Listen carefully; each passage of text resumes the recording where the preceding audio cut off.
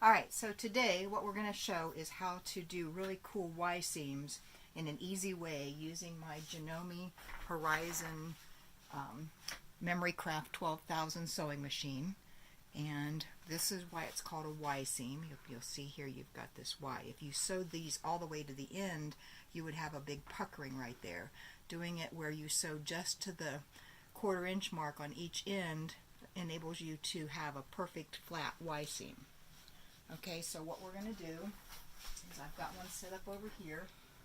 The first step to make this easy is you're going to use the number 3 locking stitch on your Janome machine. You will set the stitch length to 1.9 and say OK, because we're quilting, so we want it to have a slightly tighter stitch. Then the first step is to line your pieces up, the first 2 pieces up. We are going to utilize, if you can get close enough here to see Katie, we're going to utilize this 60-degree line and my 1/4 inch line, which you'll see I've marked all the way down on my machine. We're going to line this piece up between the 60-degree line and the 1/4 inch line and put our feed dogs down. That should give us a perfect 1/4 inch starting position without having to mark our blocks. Get those lined up better than that.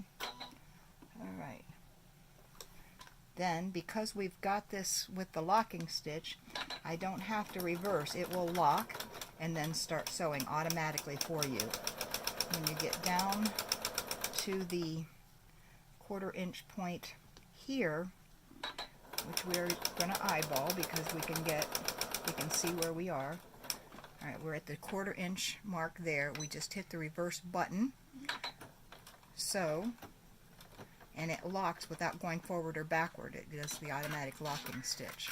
Then we hit our cut thread, and as you can see, then we have the perfect start and stop points, and they're locked down with that invisible locking seam, but we can still open that seam up to put the next piece on. So we'll do that now. We line this up. I've got one corner clipped and one not, but that's okay. And then see how this extends, and this is kind of folded back. This extends down to there, so we do not want to sew all the way to the end. We want to stop at that 1/4 inch again. So once again, we line it up with our 60-degree line and our 1/4 inch line. Put our thing down. It automatically locks the stitch. We're going to come down here and we're going to stop right at that 1/4 inch mark.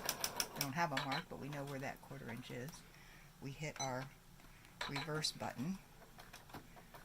That automatically locking stitch locks it. We cut it. That's our second seam. You can see we are able now to open that up. We again are not stitching all the way across. We are relocating that seam. That's your Y. And if we put this down and put our needle right where that stitch is supposed to start,